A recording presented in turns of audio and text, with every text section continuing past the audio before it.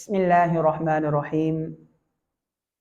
اللہ تعالیٰ قرآن مجید کے اندر فرماتے ہیں کہ وَلَا تَنْكِحُوا الْمُشْرِكَاتِ حَتَّى يُؤْمِنَّ وَلَأَمَةٌ مُؤْمِنَةٌ خَيْرٌ مِّن مُشْرِكَةٍ وَلَوْ أَعْجَبَتْكُمْ وَلَا تُنْكِحُوا الْمُشْرِكِينَ حَتَّى يُؤْمِنُوا وَلَعَبْدٌ مُؤْمِنٌ خَيْرٌ مِّن مُشْرِكٍ وَلَوْ أَعْجَبَكُمْ أُولَٰئِكَ يَدْعُونَ إِلَى النَّارِ وَاللَّهُ يَدْعُو إِلَى الْجَنَّةِ وَالْمَغْفِرَةِ بِإِذْنِهِ۔ سورہ بقرہ کی آیت نمبر 221 دوسرے پارے میں ہے۔ اس آیت کریمہ کے اندر اللہ تعالیٰ نے خود رشتے کے زاویے کو متعین کیا ہے اور سب سے اہم اور بنیادی چیز عقیدے کو واضح کیا ہے کہ جو شخص یا جو عورت عقیدہ توحید پر قائم ہوگی اس کے ساتھ رشتے کو طے کرنا ہے۔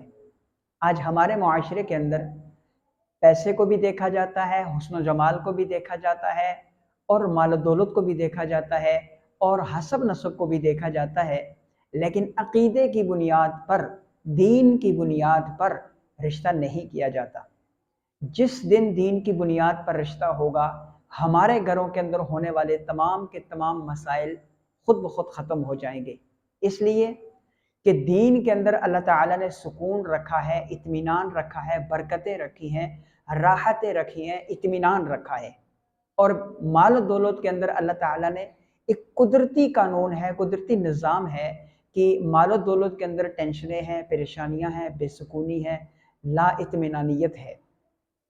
تو رسول کریم صلی اللہ علیہ وسلم نے خود فرمایا کہ تنکح المرء لاربع لمالها ولحسبها ولنسبها ولجمالها، کہ عموماً جو نکاح کیا جاتا ہے وہ چار چیزوں کو دیکھ کر کے کیا جاتا ہے۔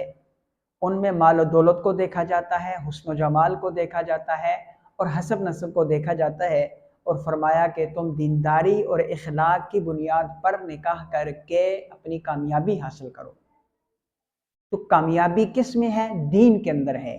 رشتہ دین کی بنیاد پر کریں گے، رشتہ اخلاق کی بنیاد پر کریں گے تو کامیابی ہمارے قدم چومے گی۔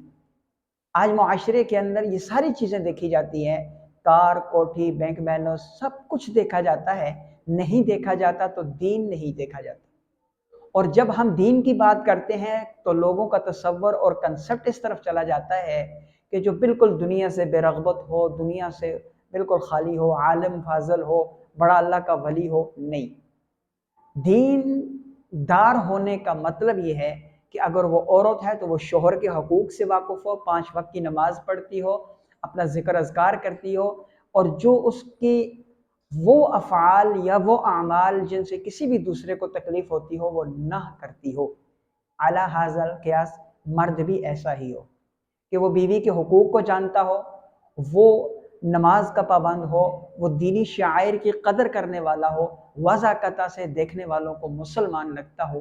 ایسے شخص کے ساتھ نکاح کیا جائے تو یہ نکاح دیرپا بھی ہوگا، آسان بھی ہوگا، اور پھر اس نکاح میں ہونے والی برکات کو، نازل ہونے والی برکات کو آپ اپنی آنکھوں سے بھی دیکھ سکیں گے۔